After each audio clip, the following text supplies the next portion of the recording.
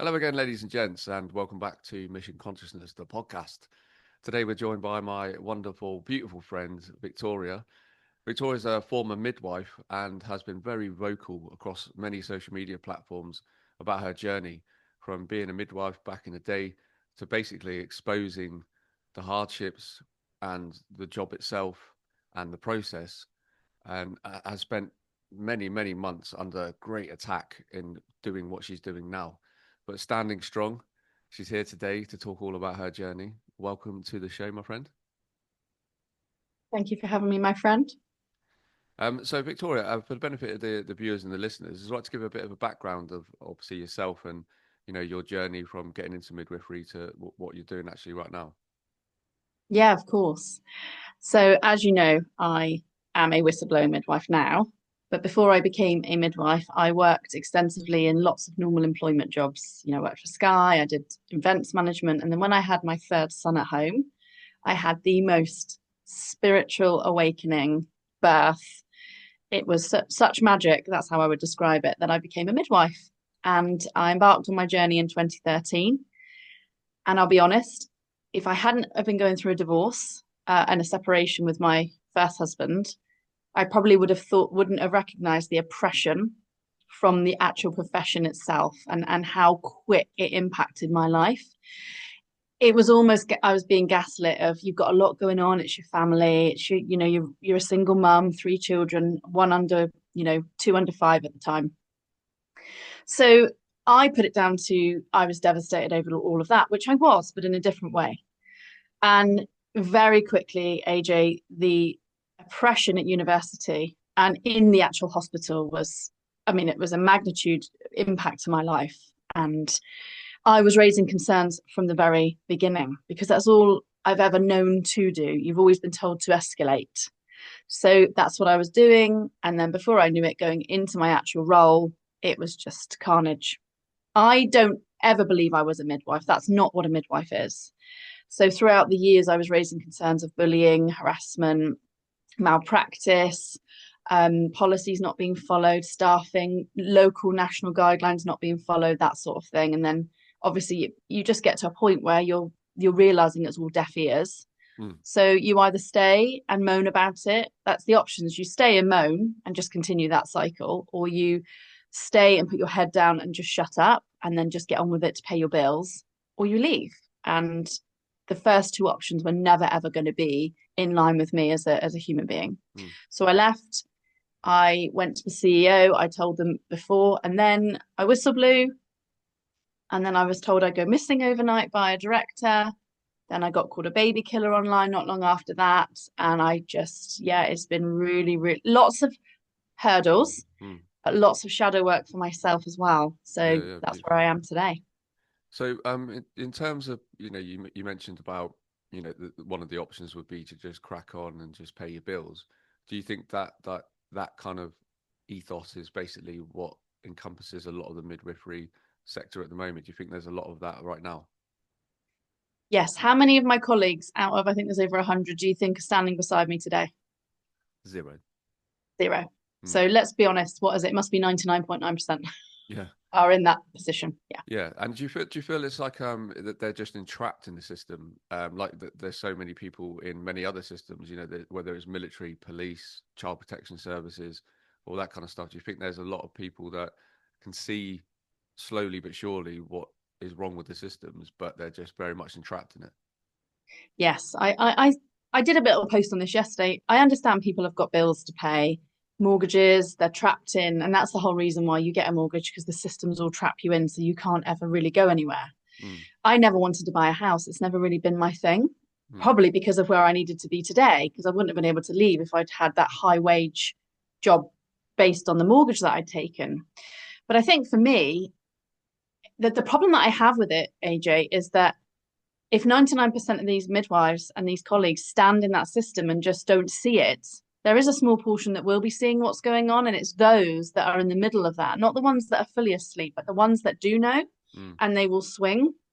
Those are the ones that are basically, in my eyes, are complicit to accepting that mothers and babies should be harmed and are dying. So I understand I understand where they are, but I had all those same concerns myself. How was I going to earn money? How was I ever going to come back from this? So I've walked the walk and the thoughts that they have, but I just took that leap of faith over that line and thought, I've got to go for it. I've got to go do it. Yeah, absolutely. So, like morally, you absolutely did what your heart told you, rather than worry about the external stuff, the bills, the mortgages, um, all those kind of things that people do worry about, and even down to like people, just challenging your bills nowadays. Like people have all that raw fear still because it's very much been programmed into us to be fearful of not paying your bills, almost like it's a crime. Um, and we see that across the board. But like in terms of exposing the midwifery system for what it is, obviously that come with a lot of threats. Like what kind of things were you putting out there into the ether for people to actually challenge you and start threatening you?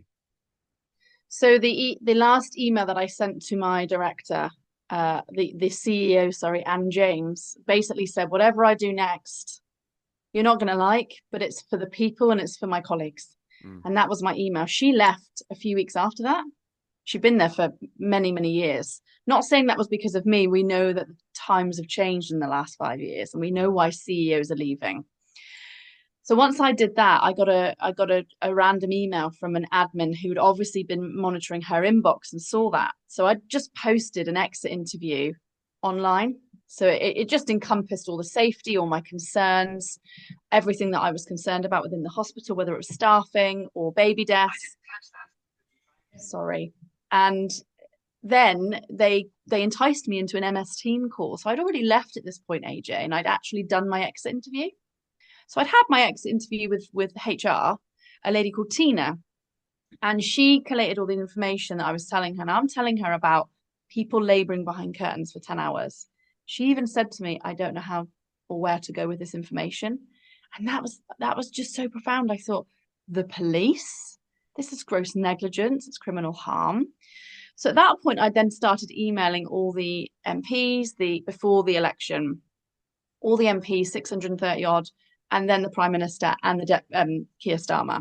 So I got a response from Keir Starmer, but what was interesting was this MS team meeting I didn't attend because I thought I've already had my exit interview. But when I reflect back, they enticed me back into another team meeting, which is really unheard of in the NHS. You don't get enticed in. You have to chase for meetings with CEOs or directors, but they were like chasing me. So when he finally got me into the meeting, and I said, what stops you standing outside those doors and telling people, no, you're not coming in. We need to shut down. We need to fight against the government. And, I was then saying to him, I'm going to whistleblow. And he said, whistleblowers go missing overnight. So I was just, it went in, but that way where you're like, I'm not going to show any emotion to you. I'm not going to give you any energy. So I decided to say nothing and continue the conversation. Then about 2 weeks later, I emailed him to let him know I wasn't scared of him with just some random email. Hello, can I just ask for the email address of such and such? So he knew he couldn't have any impact on my life. Yeah. And in terms of the actual specifics, like what is it like that's alarming or rang alarm bells within the midwifery system? Is it is it the actual procedures from top to bottom? The way babies are delivered. Obviously, the amount of baby deaths that happen within a hospital setting is extremely alarming. You don't need to be a midwife or a mother to see that, and it's been around for aeons. Was it a multitude of things that you were exposing? Yeah, it's so multifaceted, AJ. You couldn't see it if you were in it. I truly believe that it's harder to see it when you're in it. It's only when I've stepped out has a lot of it been a reflective process. So for me, having the intelligence when I was in there to become a union rep, start digging, because I was always a bit of an emailer. I didn't realize why I was a bit of an emailer. It was all evidence, and it's really, really valuable today. So instead of just sitting there in an office as women having a moan about birth or whatever's happening, I would then go and email. I was a problem solver. So what I didn't realize was you haven't just got the birth, you've got the actual process of how we care for women that's a problem. So you've got the models that are pushed upon you as a midwife that you have to follow, they change every 5 to 10 years for a reason. They mix it up so you don't see the trend change. Mm. So for me, that's an issue. The way that they educate students is an issue. So you've got that problem as well. So they make it messy so you cannot figure it out. Yeah, yeah. So when I was in it, asking issues such as why have we got no staff on labour ward, or why is the community overrun? Why are women not being seen in community? Why have you now changed the triage system and it's not working? Why have you now changed all our teams again? Why have you now? It was constant. It was exhausting. So the midwives are burnt out. They wouldn't even have the energy now to probably take on a fight like this. They are Mm. exhausted. Yeah. Absolutely, and it's a common trend, isn't it? Like across so many sectors, because you look at like just how the police are trained now. They've completely changed the way police are trained. They're trained to the bare minimum, so half of them don't even know law themselves. And we've seen that over the last 5 years when everything from protests, because of obviously the whole COVID situation, down to challenging people, with bailiffs and all this kind of stuff. But they know very minimal, and again, it keeps people entrapped in that system. And I've personally been face to face with a lot of police over the last 5 years, and you can see the deep programming in them and like how they're controlled. And I'd imagine like midwives are very much the same, because like a lot of them probably think, oh, I'm doing a good thing. I'm like helping deliver a baby, but never question the actual procedure. Um, just like being in the military, you're sent abroad and you're like, oh, we're doing this to help humanity, when actually you're just being used as a pawn, Yeah. for whatever that war was started for.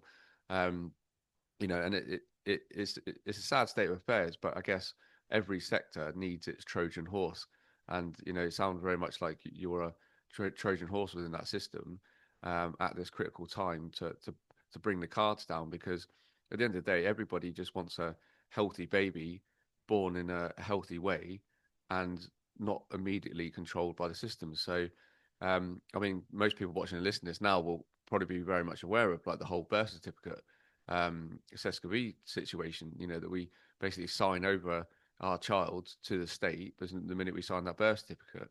So just, outside of midwifery, you've got that system in itself, which triggers obviously your Sescovy fund, which basically actually pays for all the credit that that we end up having to apply for, because people can't afford to live nowadays.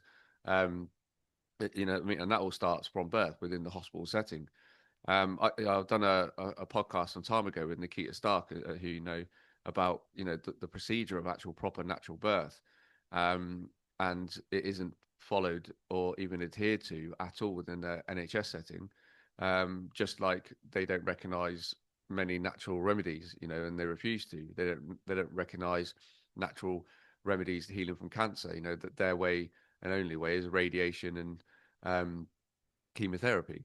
It's so the whole NHS and healthcare setting, which is the same blueprint in the same countries, America, Canada, Australia, New Zealand, is all actually designed to control us and poison us, like basically from birth, isn't it? Yeah, yeah. I mean, the only time they've ever used olive oil in my career is to, I couldn't believe it. Can you go and get the olive oil out of the cupboard in the medicine room? You're thinking, what's that for? It's to help turn the baby if it's breech. I mean, these women go through a lot of pain with that. They're manually turning a baby. And I use these terms. I'm not going to go into midwifery words. So someone might say when they watch me, why is she talking like that? Like she doesn't know what she's talking about. I do, but that's the jargon of the hospital. I'm Mm. now here as a lay person and I will talk that way so people understand. So they're turning these babies. These women are in agony and they use olive oil for that. That's probably about as natural as they get. Mm.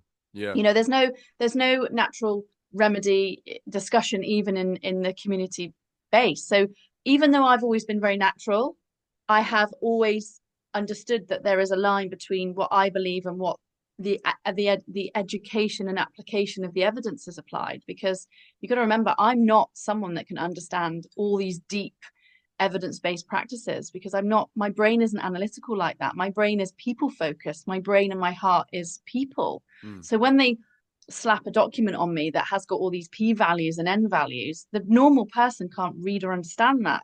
So why aren't we writing evidence that basically explains to people that's true?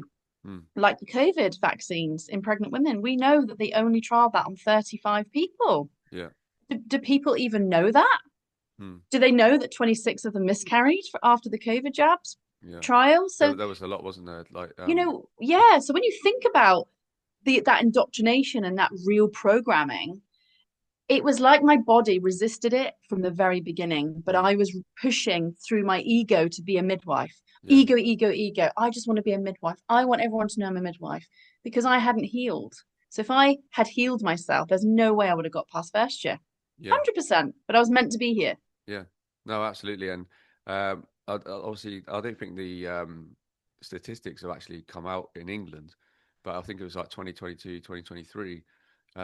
It came out in Scotland, and again, this was like all there to be seen, but like people's programming at that time just couldn't resonate with the information and the sheer magnitude of it. But it was something like a 400% increase in stillbirths because of pregnant women having the COVID vaccine being enforced on them. And and all the threats that came with that, like, oh, if you don't have it, your baby's going to come out with COVID, and all. We had it all. Um, my sister-in-law was actually pregnant at the time, and her midwife was trying to force it on her. And luckily, she did. She listened to me. Because I was literally the only person in my family that stood up against it all. Mm. And she obviously didn't have any, and they've got an absolutely stunning, beautiful, healthy baby. Little girl was running around, as a bundle of joy, absolutely gorgeous little kid. Um, but unfortunately for so many women, they were coerced and you know put through hell, by midwives, because midwives are programmed to push those, on every single person they were seeing. Yeah, yeah. And even though I never, ever, ever pushed a COVID vaccine on a woman or a flu or a whooping cough because you have to do extra training for that, Mm, I never did it. yeah. Was never interested. It would never interested me. Mm, So when you start thinking about trend changes, if you're an analytical or a critical thinker, it wasn't difficult to work things out. So if I go back to 2019 when I was pregnant with my little boy that you've met, COVID wasn't around. He was actually born on the very first day, on the 2nd of December, when the first case came out. So I gave birth to him on that very day. mm, That was like the birth of my knowledge. It was the birth of, I've just had the most horrendous birth out of 4. My vagina, AJ, was on fire. I had 9 vaginal examinations in such a short space of time. I was in absolute agony. My girly bits were on fire.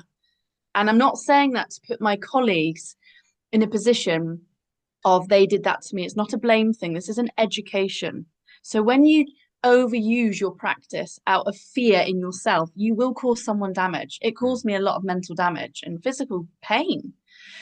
So and there's no evidence for that. So then if we push on and we start thinking about COVID, in 2020, I was off with a very young baby and I had to go back to work at 20 when he was 20 weeks old because mm, my husband got made redundant and he wasn't furloughed because the company didn't make enough money.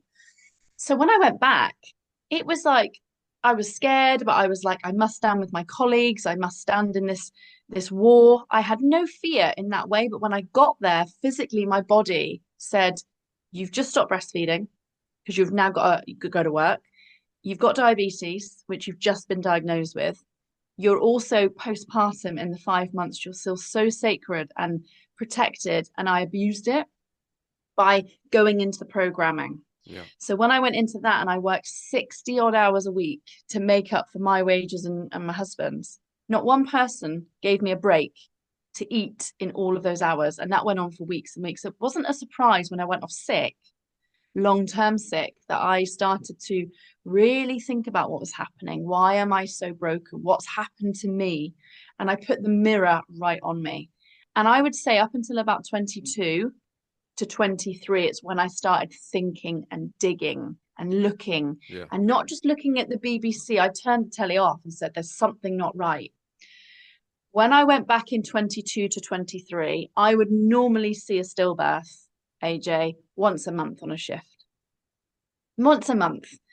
During those years, it felt like every day there was a stillbirth. Wow. And that's when you start thinking, but none of these women have COVID. Most of them had mild symptoms, if not none at all. I never ever swabbed a woman that came back positive, ever.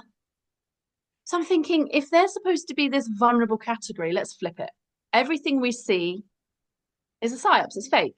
Yeah. It's fake news. So if women are vulnerable, they're actually not. They're the most powerful beings on the planet when they're pregnant. Yeah. Why would you make a woman vulnerable, or the body make her vulnerable in her need to grow her baby? It's the opposite, isn't it? Of course, because actually what happens is I think the body has this amazing shield around it that encompasses her strength. And we see women that have had years of eczema or Crohn's and it just disappears in pregnancy. Mm. It's beautiful. So it's all made sense to me. And when I finally opened that little nugget in my brain, everything flooded in and I couldn't cope. I was overwhelmed. I thought I was going crazy. I Yeah. thought people think I'm crazy. But here I am. It was my awakening. Yeah, absolutely. And in recent weeks, have you had like more people who are actually going through the same process? Because obviously the whole planet's going through, a major shake-up, major awakening. Have you seen sort of people within the industry sort of start going through their process? Yeah, a lot more people are coming to me and saying, Vic, I'd really like to talk to you about my experience. That's the start. It's Mm. the accepting that where I am doesn't feel right and why. And then they have to go and understand why it doesn't feel right or where they're going on that journey. So, I mean, even my husband, he's changing. My son is changing, which means my other son's now changing. There's a huge shift here of Yeah. energy. It's so wonderful. Yeah, and I do think it's people like yourselves that within the systems and within the family units, like we've all played our part in different ways, like for this reason. So, as I mentioned, I was the only one in my whole family, minus my pregnant sister-in-law, to not have the shot seen right through it from the start. But like we're needed in every family unit, and this is why I'm quite vocal about not casting judgment on people who went down the road that they did, because 99% of people actually did what they thought was right at the time, and that's what's actually important. They did it from a place of love but also fear, and that was the whole point. It was creating that collective consciousness of fear, so that then that is what reality is then projected by the collective. And it's the behavioral science used in every different town, city, country, was all there on show. If you understand like mind control and actually that our consciousness is our is our greatest tool, but it was weaponized against us. But now we're seeing the consciousness of every man and woman, rising by the day. And as the breakdown of those old ego patterns and belief systems that we've all been privy to, like our entire lives from birth, has been programmed into us by parents, schools, institutions, is all collapsing. So there's no doubt at all why we're seeing people from every walk of life literally stepping forward now, speaking their truth, because that's been one of the biggest things is people haven't been speaking their truth. They've kept it all inside. And we're seeing this flood now, this wave of pure truth and justice, like everywhere. And it's people like yourself, from all these different industries. We've got people from the military stepping forward. We've got people from the police stepping forward. We've got whistleblowers literally in every corner of the country, in every country now, and bringing this information through to light for the people, which is collapsing the mainstream media narratives. Everyone's seeing the mainstream media as fake news. Even the incident in Liverpool, like people are calling it out as fake news, and it's being orchestrated, and it's to cause division. That's huge in terms of the grand awakening of society, because before people would have seen it as negative, negative, negative. It's a terrorist attack, it's a terrorist attack, rather than actually taking a step back, which we haven't done in the past, assessing the situation, putting some real thought and feeling into it, and then Yep. seeing it for what it is. And we're Yep. seeing that everywhere now, which is absolutely beautiful to see. And long may it continue. I can only see it speeding up to it, if I'm perfectly honest. I'm But finding the other side of the coin. There's more information now about the things you wouldn't want to normally know or talk about. So there's a yeah, lot more independent, whether you call it journalism or free speech. There's a lot more of a balance now. It used to be not even 5% of the information you got was that, but now it feels like the weight is shifting. oh, massive, yeah. And having been somebody who's been through like raw censorship for the last 5 years, I can speak from my own experience. multiple channels shut down, death threats. Like, I was put into a WhatsApp group with 100 ex, for serving and ex personnel who, I was getting sent screenshots, and some of them were saying like they hope my kids die of COVID and stuff like that. It wasn't nice at all. So I experienced like pretty much every form of censorship, but now, people are actively seeking the truth through people, like us, like all the other fantastic influencers out there who are doing a great job. Has been speaking their truth since day one, staying in their lane. And, we're seeing that across like every walk of life, but people from different backgrounds, which is so, so important. Because I guess we're all characters in each other's story that we kind of materialize into our life as part of our own awakening journey. Yeah. And I say this to people all the time. I'm like, you don't know me. You just like manifested me into your life to provide you with the information and the keys and the codes as part of unlocking your truth and your awakening. That's literally it. You know, Yep. I'm not above anyone, not below anyone. I'm just here by your side, just presenting the information. Hence why we do the podcast and stuff. But in terms of like the midwifery sector, um, if you were to walk in right now and completely flip it on its head, what would be some of the like main practices that you would install straight away? That whistleblowers remain anonymous. So we need the anonymous midwives to have a protection, an independent external company that they could go to, nothing to do with the Royal College of Midwives, who, by the way, take millions a year from midwives, 22, £23 a month they take. And when you need them, they're not there. So that would be the first thing. They need an outlet. So I say this a lot. If we've got over 1 billion litigation in maternity a year, how can you have that without a midwife story? Yeah. That doesn't make any sense. You can't have one thing without the other. So a lot of people who are in campaigns and groups are, tarnishing midwives. And part of me is like, well, they've got a point. You're not speaking up and you know what's going on, and you're turning a blind eye. Mm. But I don't think midwives ever go to work to cause harm and cause baby deaths or mummy deaths or anything. I don't believe that for a moment, because they think they're doing the right thing. Because I've been there, I've done it. I've given vitamin K to babies at birth at 10 seconds old. I've had to do my inner work on that. So I hold myself in my truth and look at the areas that I might not have or inadvertently caused harm based on how I was trained. But I've stepped away from that now. So for me, it's making sure they've got somewhere anonymous to go, and it's not a single branch to do with the government. It's a completely independent company. Secondly, I'd be telling every midwife to find a solicitor and write an affidavit statement of truth about what they've seen, what they know, what they've heard, because one day they will turn on you and you will be out, and there will be a malicious referral to the NMC, and you'll have to go through horrible proceedings to be struck off. That's what happens.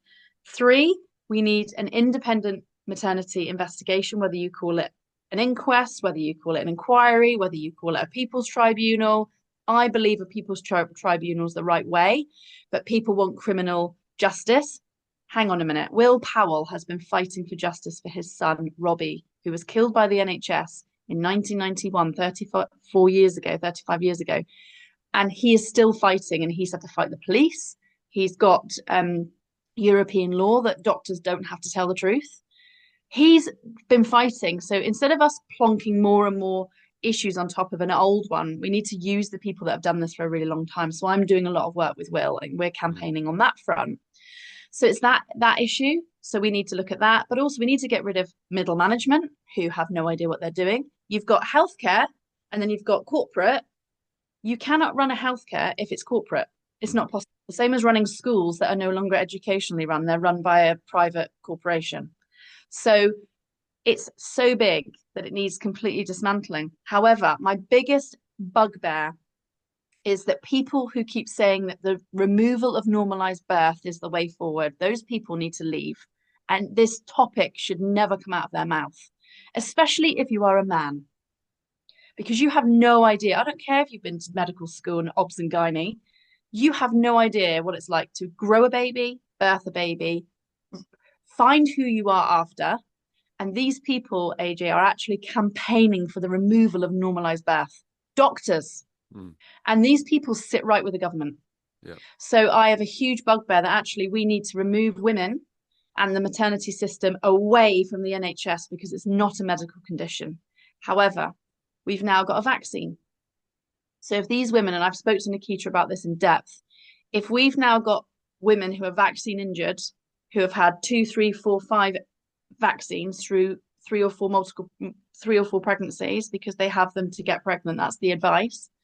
If these women are having that and they choose not to birth in the NHS and birth with people like Nikita or Kemi Johnson, and then they have an adverse effect at home because of the vaccine, the government will highlight how terrible doulas are and how terrible free birthing is, and they will put a narrative all over that and abolish it, and there'll be a new law.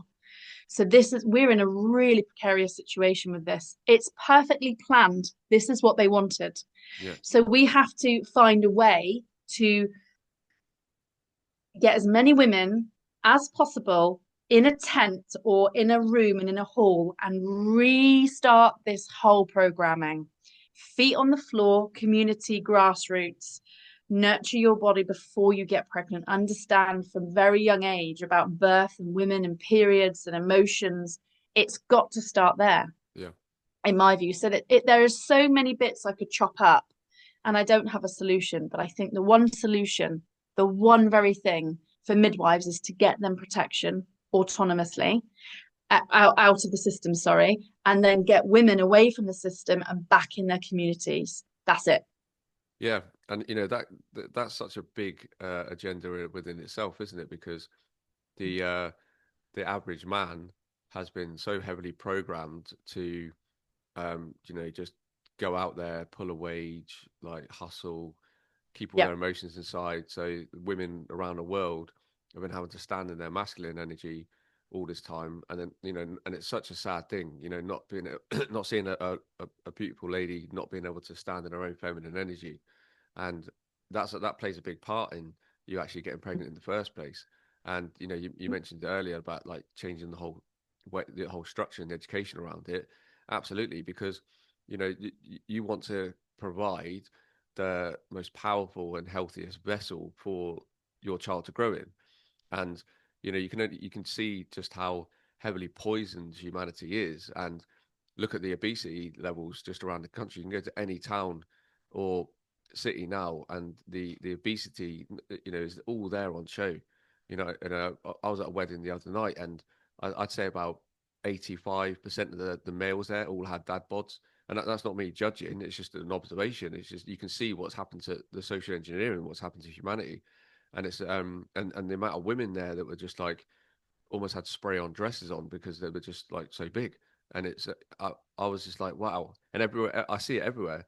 And this is me having to dig at someone that's put on some weight. It's like I'm totally in sympathy with what's happened to humanity. Everything from all the crap in our food to the Mhm. water to the stress to the to basically making people stay at home because they can't afford to go and do anything. They can't afford to eat healthy. They're all on the breadline, and all of that like put so much stress on the body, and people just get bigger and bigger and bigger. So we're not even producing a healthy vessel for the birth of our child.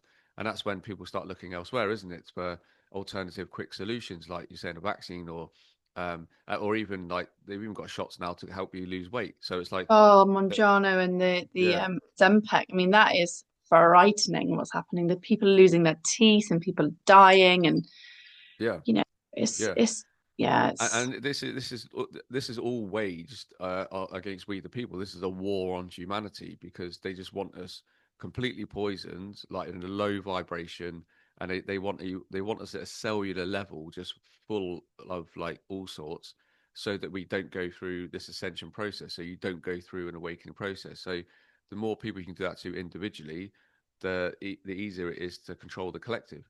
And then get those people to just keep feeding into the systems. This is why I've been showing people recently. This is why they actually get so many immigrants into the country. It's not so that they can produce work and stuff like that. Like how many people from the same countries are working for corporations? None. They've got their own little side businesses with vape shops, kebab shops, Turkish barbers, nail bars.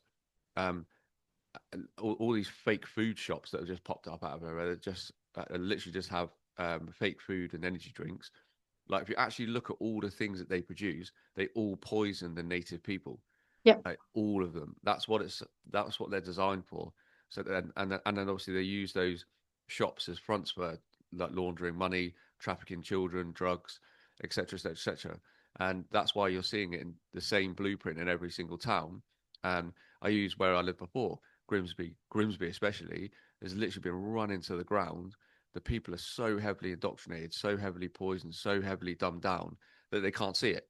Yeah. So they're just walking around living in it, and you rarely see a man like walking down. I don't think I've really seen one there, like walking down the street, chest out, proud, not being distracted. Like every man you see just looks completely run down, either overweight or really skinny, with a drink in one hand, like an energy drink or alcohol or something, and a vape in the other. And it's to completely poison the modern man.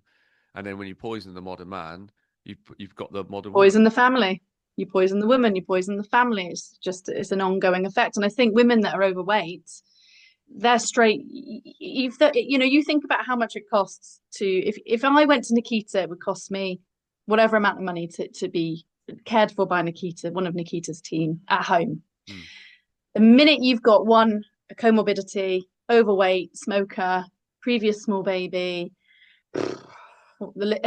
diabetes, blood pressure, anything, you're already straight into the system. Mm. You've hit a non-consent. So these women go, I'll do anything to save my baby, get me over that threshold. So then those women enter a system, which means they're earning money off every appointment, every induction. I mean, induction of labour for a bed space is about £340 on average, right? So if you think induction can take anywhere from, at the minute, it could be up to 5-10 days just for the bed space, AJ. So they want your bum on those seats because you create money for the system, you create the revenue. If people understood that they had a pound sign above their head, would you rather go and find your money and use it towards natural therapy or a Barbara O'Neill effect, or do you know what I mean? Homeopathy. Would you not rather have that control of your life? I'm not saying natural is the way all the way for everybody now, because we've got a system of vaccinated women that are unwell with obesity and diabetes.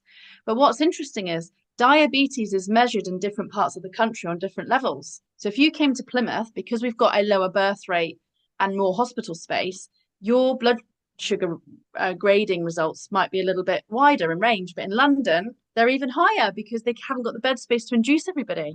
So if an organ produces a certain amount of insulin and it's not effective to your body, but you had it in Plymouth, you might not be diabetic, but in London you would be. It is crazy how people do not see this. So for me, thinking, how can I deliver care if I am ultimately causing harm? And we know from Theo Clark, who I hate to give that woman any space whatsoever, she's an ex-Conservative MP who lost her seat last year, sparked the birth trauma inquiry because she was traumatized by her birth, who's just made a mint off her books detailing the stories of women, which is wonderful. But at the end of the day, what have you changed? You're supposed to be in a position of power. You've made no change. You used that vote because you knew that 51% of women vote and they're going to vote for you because all women birth, by the way, not men.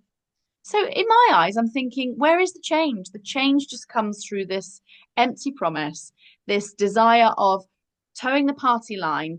I am not going to toe the party line. The NHS is a big fat cult with a gross negligence, criminal harm, murder, manslaughter, organ donation, organ trafficking, child trafficking, corrupt social services, corrupt child protection, corrupt policing, corrupt CEOs. And I did a post yesterday. I earned between £1,100 and £1,300 a month, AJ, as a midwife, on average, right? By the time you took off my rent, my council tax, my water and my gas and electricity, which I don't pay now, by the way, my rent only, and took off my parking at work and my fuel, I was left with £5. £5. These CEOs are on about 16 grand a month. Why would you as a midwife want to stay in that? What are you hanging on to? I don't get it. Yeah, no. Again, it's a multitude of things, and obviously everyone has their own personal kind of reasons why they do it. But a lot of the time, it sounds like they don't know anything else. You know, they're caught in a system. It's just like people in the military, they stay in the military because it's safe. Yeah. And a lot of them get to a certain point where it's well, I'm pension trapped now Yes. because again you're programmed into going, oh, I'm going to get all this like lump sum and they get all this extra money. When actually you just get taxed on it and super taxed when you know you get to 40 and you've done your 22-year service from a young lad or lass, and you don't know anything different, you know. No. But the Again, majority of midwives and NHS staff don't realise their pensions are long gone. mm, yeah, Their pensions have already been sold down the river. So if it gets privatised, do they think they're going to get their pension? I no, doubt it. no, and it's the same as civil service. You know, I saw that when I worked at Port and Down. You know, like the wages there for what people actually did were like really poor. You know, Mm. I've got friends that were like working with nerve agents and stuff like that, quite high profile work that were on like 20 grand a year, and it's just like it's absolutely mental. But their pension's good, and you know, Yeah. I'm like, why are you even thinking about like what you're going to get at 65, which by that point you would be about 80, by the time you get there. Yeah. Because again, these systems like they're collapsing. We can see that, you know, and that's the Yes. beautiful thing. And one of the reasons why they're collapsing is because of the spiritual awakening of so many people all around us. You know, it's all different stages. We all know that. It's all part of this grandiose movie that we find ourselves in. But you mentioned about obviously the spiritual awakening side of being a mother and actually having birth, and everything is about like the womb and the actual, I guess, day-to-day life that we find ourselves. It's all about this rebirth, isn't it?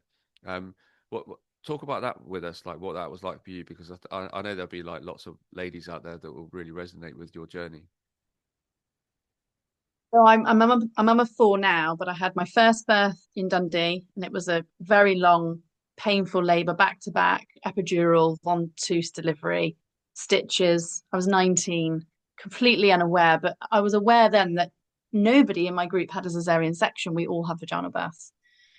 And then going on to 2008, I had a birth, went into labour at 38 weeks, 38 and 5 at home, went to hospital, had a baby, went home. Then on my third birth, I thought, right, I don't need to go anywhere. I can just stay at home. I didn't consciously realize that that's what I wanted. It was like my baby had already told me, you're birthing at home, by the way. It's the Mm. strangest thing. So when I started telling everybody around me, they were all in fear. Oh, your baby could die. You could die. Oh my goodness, it could be disabled. You won't get to the hospital. None of that scared me. I stood in my feminine energy and said, nope, I know what I want. I mean, I even packed towels in a bag because my ex-husband was panicked that something bad was going to go wrong. So I made him look like he was going to the hospital. There was just towels in there. I wasn't going anywhere. But I needed him to relax into the situation that I wanted to bring into our home. So when I started laboring at home, I used combs in my hand, natural pain relief therapies. I was having baths, I was walking. I was just loving this freedom to be in my own home and walk around naked and be loud or proud or whatever. And then when the midwife came in, she met me in my space. She respected me. She understood where I was coming from. She's a little bit younger than me, and still a friend now, not as close, but because she's a manager in the system, I understand. But she delivered my son. Oh my God, she didn't deliver him. I delivered him. But what was amazing, AJ, was as I was laboring and I'm in this outer body experience, it is in effect a meditation. You're Mm. just disconnected from your physical 3D self and you're somewhere in this spiritual realm. And I remember sitting up and saying, I'm fully dilated. I knew. No one needed to tell me. And I talked about this really interesting on a podcast this week. If a cow is grazing in a field, they will be laboring as they graze. They will be laboring and eating what they need to nourish their body. They know what they need. We get told what we need in labor, so we make it worse because the doctors say, don't eat, you need to starve. Well, then you're going to slow your labor down because you're not nourishing your body. Mm. So what I was doing was I was eating nuts. I was eating a little bit of a homemade muffins that I made with bananas in them, natural fructose, glucose, and I just fed my body what it needed. Now, if a dinosaur was to walk over that hill, that cow would stop grazing because the oxytocin would the adrenaline would stop the oxytocin, and then the cow would go, I need to get to safety, so I cannot have a baby right now. That's how clever the body is. It knows what to do. So for me, I knew what I was doing, and I was that mammal. So when I sat up, I went to the bathroom to empty my bladder because I knew I was going to start pushing. No one needed to do an examination of my vagina to check if I was fully dilated. I knew because I was at home in my power, in my feminine divine energy. And then when I walked back into the living room, I said to my midwife, I'm going to labor over there. And I squatted against the sofa, and they tell you not to squat when you're birthing because it causes more damage. I had an intact perineum. So there was no stitches and no grazes on my vagina after I birthed my son. When I was pushing him out, AJ, I remember that I was actually standing on the other side of the room watching myself give birth. Wow. It was out of body. And it gives me goosebumps because I can remember where everybody was sitting, and I can remember where my dressing gown was because I kept thinking that's going to get blood on it in a minute. It needs to be moved. Why would I know that if I was pushing a baby out? Mm-hmm. I was up here. I was in this real connection. It was so amazing. I got hungry. I wanted to do it again. And then after I had him, I sat on the sofa and I looked back to where I had just birthed, and it was like a door shut, like an old me was there, a remnant's energy. And I just remember looking at it thinking, well done, girl. You did great. AJ, I've never ever seen or heard anybody else mention a story like that ever as a Well, midwife. and well, yeah, but I'm sure there's actually lots of people out there that completely resonate and maybe just haven't told their story, and that's why No. podcasts like this are so important, because I guarantee you there's thousands of women out there that experience the same, but they just maybe not wanted to talk about it. It was so, so euphoric. And then I went on to have Henry, my youngest, and it was horrendous. Induced at 37 weeks, loads of vaginal examinations. I was screaming, like screaming the wards down. Nobody could believe it was me. The doctor had to come in and wheel me down to labor ward because she said, this is barbaric. It was awful. So could you imagine going from that to then that birth? And I was robbed. I was shamed. I had no voice. I was embarrassed. I felt brutalized. I had no connection spiritually. I was very 3D dense. The pain was worse. Imagine that's happening to, in the 600,000 births a year, AJ, half of these women, if not more, are induced. Wow. So they're going through that. And then 40% of them are now have got a scar on their uterus from a cesarean section. Yeah. Well, and we They're know, robbing us for a reason. yeah, exactly. And we know it's quite ritualistic, really. And we know that hundreds of years ago, that wouldn't have been the case, and that's the same with so many things. I always say to people like, do you really think we were practicing this like hundreds of years ago? Or what do you think people needed or had hundreds of years ago? Yeah. Like, exactly. Like, we need to go back to that remembrance. Yes. Not And I think what's interesting is I made peace with, if I died or my son died, that was the road. We have got to a place where we're fearful of anybody dying, and that's including mums and babies. But statistically, some mothers and babies will die in childbirth. It's very rare, but it does happen. So we've now gone from having probably a very low birth rate death to probably some of the higher statistics from COVID. And I'm just going to touch on a beautiful story. I've got a midwife that I know in Uganda called Diane. She came to stay with me recently. Diane was an NHS midwife in Ireland, and she went to Uganda, AJ. She opened a birthing unit with her own money. She volunteers and has done for 10 years. And she has, okay, so how many mums and babies do you think she's lost in childbirth in those years? Probably zero. Zero. She said they've only died or had adverse outcomes once I've transferred them to the hospital.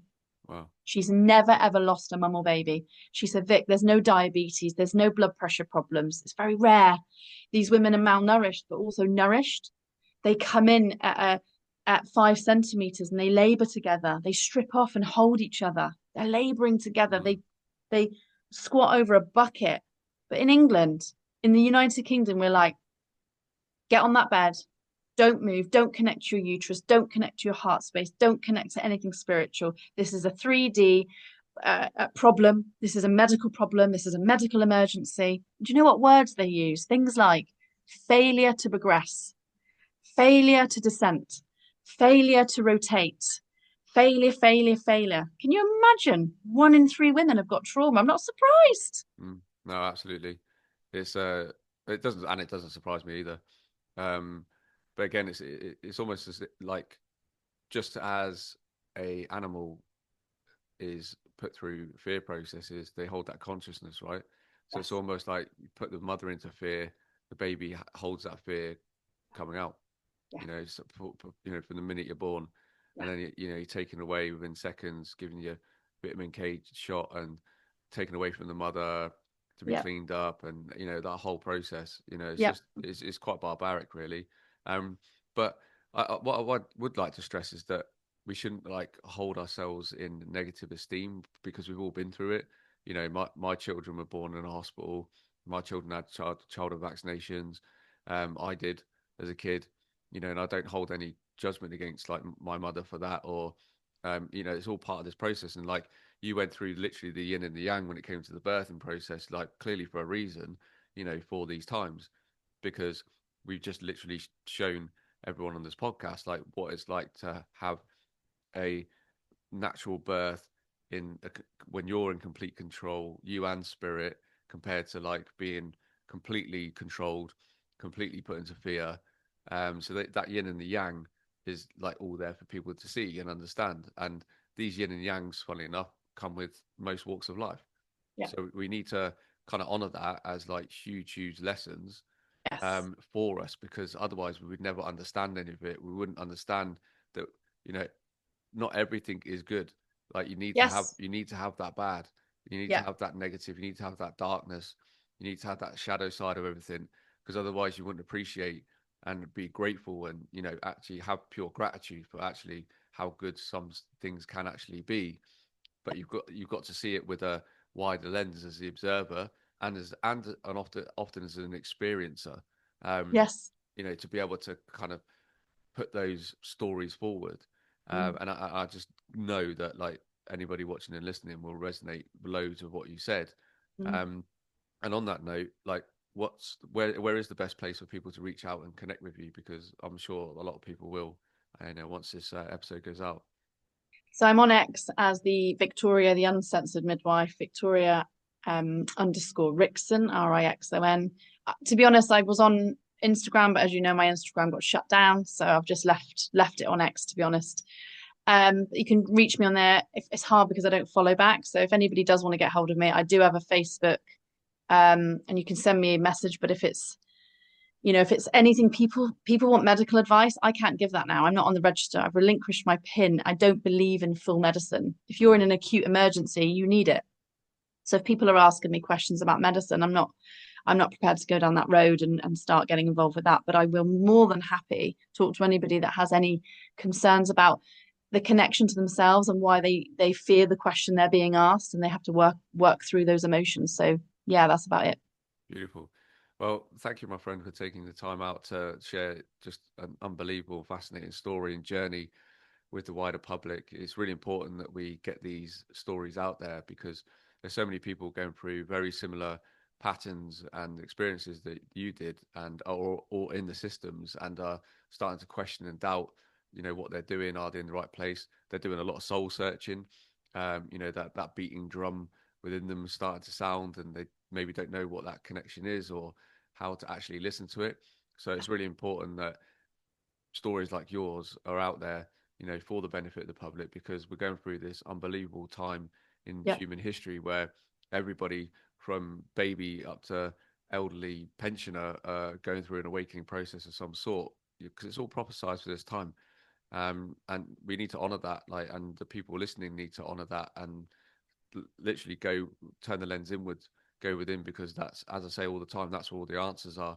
We can get all the little snippets and things of information from people like us and other influencers out there and other ways of gaining information, but deep down it's like you as the individual, like, what are you doing? Why are you questioning what you're doing now?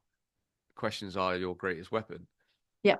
as well as your consciousness. So Yes. now is the time.